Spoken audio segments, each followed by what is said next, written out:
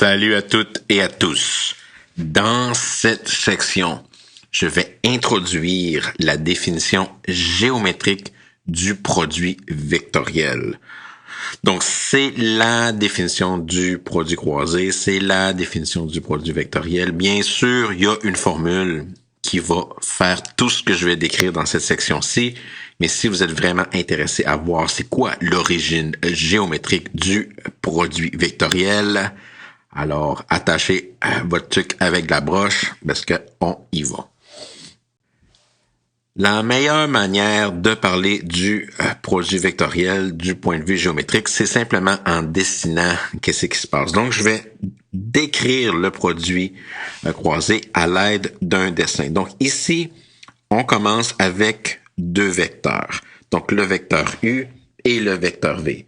Puis, comme habitude de base, à partir de maintenant, dès qu'on a deux vecteurs, c'est très important d'être capable de faire référence au parallélogramme inscrit entre ces deux vecteurs-là.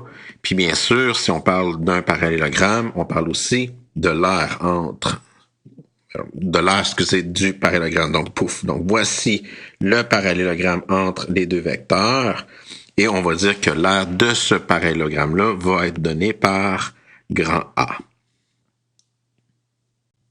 Donc, notre but, c'est de définir un nouveau vecteur. Okay? Donc, un nouveau vecteur qui va s'appeler le produit croisé ou le produit vectoriel de ces deux vecteurs-là. La première propriété, c'est le vecteur que je cherche, sa longueur va être égale à l'aire du parallélogramme.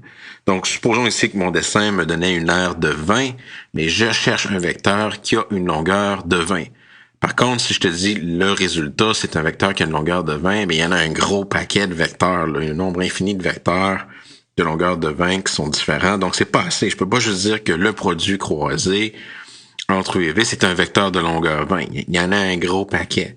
Donc, il faut que je sois un petit peu plus précis que ça. Je peux pas juste dire que ma réponse, c'est un vecteur de longueur A. Il y en a un gros paquet. Donc, il faut préciser lequel vecteur de longueur A que je cherche. Pour raffiner nos choix, on va maintenant regarder la deuxième propriété que ce vecteur-là a. Donc, la deuxième propriété que ce vecteur-là a, le vecteur qu'on va appeler le produit croisé, c'est que ce vecteur-là, il faut qu'il soit perpendiculaire à U et à V en même temps. Donc ici, bien sûr, cette deuxième propriété-là, ça suppose que l'aire du parallélogramme entre les deux vecteurs n'est pas zéro. Si l'aire est égale à 0, le produit croisé, c'est 0, puis c'est fini. Mais si l'aire n'est pas 0, alors là, je n'ai un gros paquet. Donc, je cherche un vecteur maintenant qui est perpendiculaire à U et à V en même temps. Donc, moi, la manière que j'aime l'illustrer, je vois A comme étant une surface plane dans l'espace R3, puis je me demande quels sont les vecteurs qui sont de longueur A qui sont perpendiculaires à U et V en même temps. Donc, moi, ici, qu'est-ce que je vais faire? C'est que je vais les dessiner dans l'espace. J'ai en fait deux vecteurs possibles qui vont être perpendiculaires à U et à V en même temps. Voici le premier. Pouf!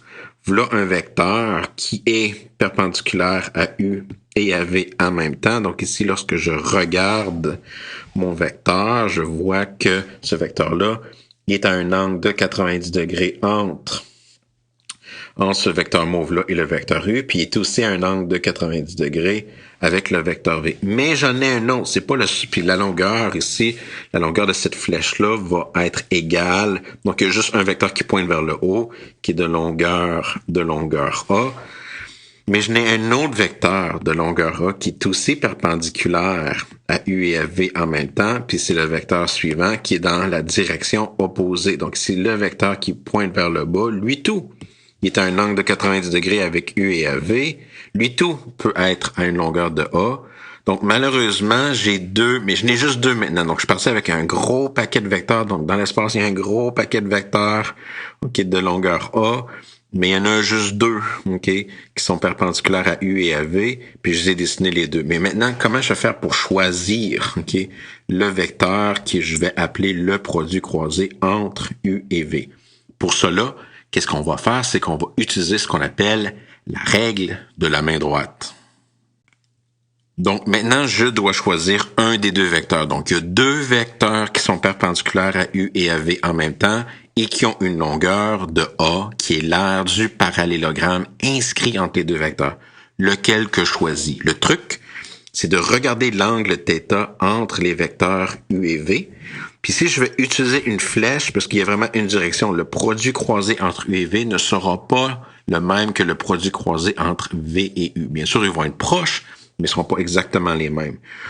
Donc, le truc est le suivant. On va utiliser ce qu'on appelle la règle de la main droite pour définir le bon vecteur qui va être le produit croisé entre U et V. Donc, le truc est le suivant.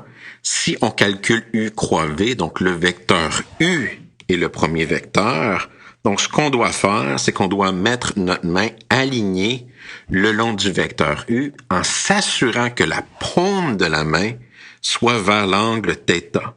Puis ensuite, lorsqu'on ferme notre main avec nos grands doigts vers le vecteur V, donc en suivant la flèche donnée par l'angle θ, notre pouce va pointer vers le vecteur qu'on va utiliser comme étant la définition du produit croisé. Donc, si je ferme ma main de U vers V, mon pouce va pointer vers le haut et le vecteur suivant, c'est le vecteur qui va être le produit croisé de U avec V. Donc, U croix V, c'est le vecteur qui va vers le haut. Donc, il y a juste un vecteur. Donc, we have a winner. OK, donc le vecteur U croix V, c'est le seul vecteur qui a une longueur de A, qui est perpendiculaire à U et à V en même temps et qui est donné par la règle de la main droite. Si je prends ma main droite le long de U et que je ferme ma main en suivant l'angle θ vers V, mon pouce va aller vers le vecteur U croix V. Bien sûr,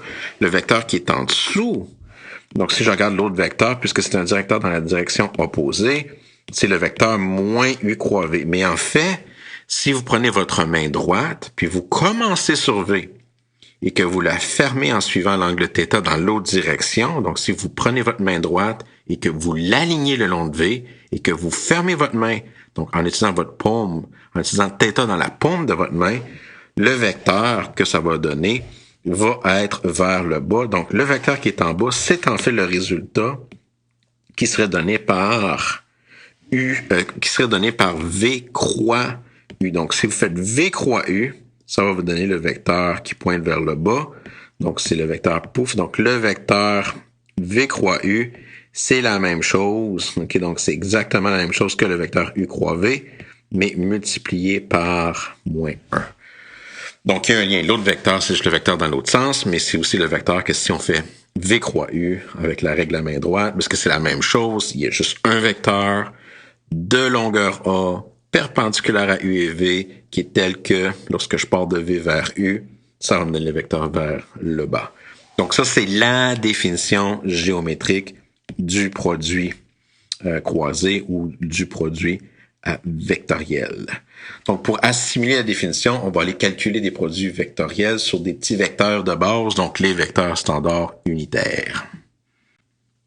Donc allons-y avec des exemples. Donc calculons les produits vectoriels suivants.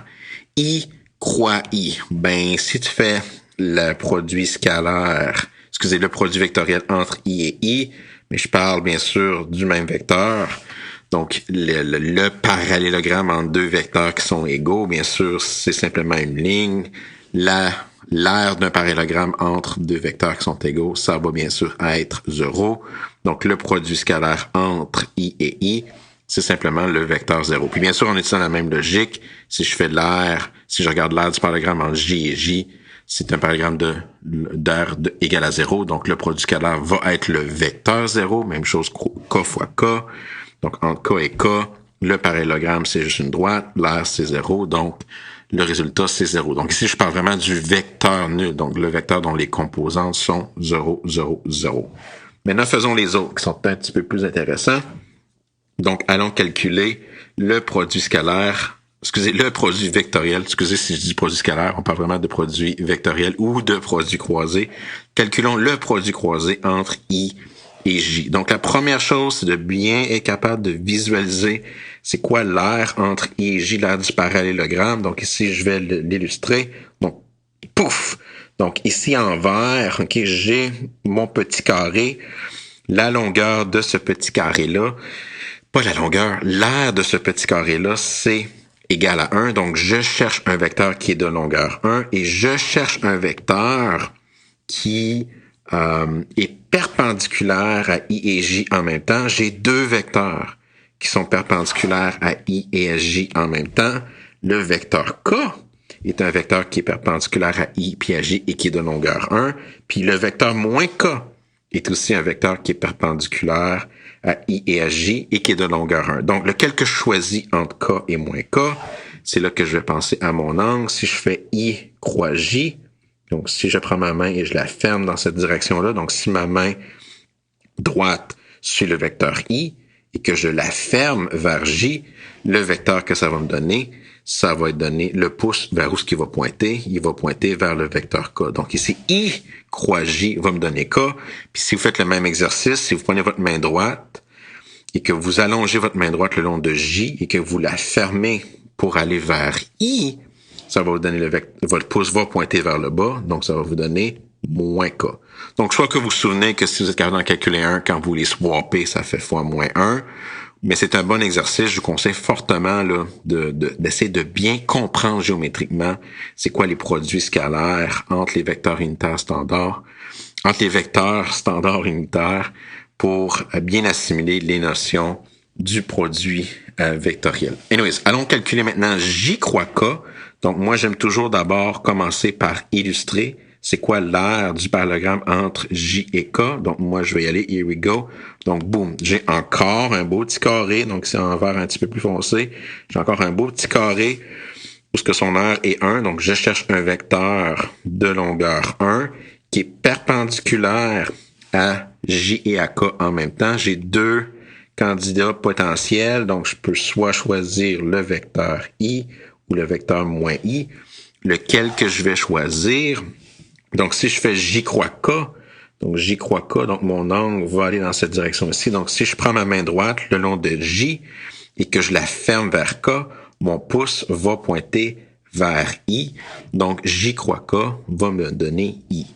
Maintenant, si je prends ma main droite et que je commence sur K et je fais croix J, lorsque je fais K croix J, mais mon pouce avec la main droite, mon pouce en suivant l'angle, mon pouce va pointer vers le vecteur moins I. Donc, j'ai moins I comme résultat. Finalement, si je fais K croix I, oh my God. Donc, je vais d'abord illustrer mon aire entre I et K. Donc, ici, P, boum. Donc, voilà mon aire. Encore une fois, ça va donner un beau carré. La base, c'est 1, la hauteur, c'est 1, l'aire est 1. Donc, je cherche un vecteur unitaire. Il y a juste deux vecteurs qui sont perpendiculaires à I et à K en même temps, de longueur 1, ça va être soit le vecteur J ou le vecteur moins J, lequel que je choisis. Si je fais K croix I, donc si je pars de K et je m'en vais vers I, donc si ma main droite commence sur K et se ferme vers I avec ma main droite, mon pouce va pointer vers J, donc le produit croisé entre K et I, c'est J, puis bien sûr, si je le fais de l'autre côté, si ma main droite part de I et se ferme vers K, mon pouce va pointer vers moins J. Et voilà pour les produits croisés entre les vecteurs standards unitaires. Donc, c'est un bel exercice juste pour, bien comprendre c'est quoi les vecteurs IJK, bien comprendre les aires des parallélogrammes entre ces vecteurs-là, qui sont toutes des aires de carré, donc toutes des parallélogrammes qui sont des carrés, qui sont des aires de 1, puis de bien là macérer l'idée, donc où sont ces vecteurs-là, ces vecteurs qui sont les produits croisés entre ces vecteurs unitaires standards. Donc, c'est vraiment la définition géométrique c'est pour pratiquer la définition géométrique du produit croisé. Bien sûr, qui est fan de géométrie ici, qui est sur en ligne? Probablement pas grand monde. Donc, même si vous avez un peu de difficulté à visualiser c'est quoi la définition géométrique du produit croisé, c'est pas aussi grave que ça, puisqu'il y a une formule, qui va calculer ce vecteur-là sans être obligé de dessiner des aires de parallélogramme en deux vecteurs, puis vous torturez la vie avec des règles de main droite. Il y a une belle formule, puis la prochaine section, c'est simplement de présenter cette formule-là qui va magiquement ou mathématiquement calculer ce produit croisé-là, mais de façon algébrique. Puis ça, c'est vraiment une des beautés de l'algèbre en général, c'est on a une idée géométrique qui peut être très complexe à capturer, à comprendre, puis même quand on la comprend, d'aller la mesurer, de trouver un parallélogramme en deux vecteurs dans R3, trouver l'aire de ce parallélogramme-là, trouver les vecteurs qui sont perpendiculaires aux deux en même temps, en utilisant la règle de la main droite, c'est vraiment pas évident à faire de la géométrie dans R3, mais il y a une formule qui va tout faire ça de façon algébrique. C'est excellent, là, c'est excellent.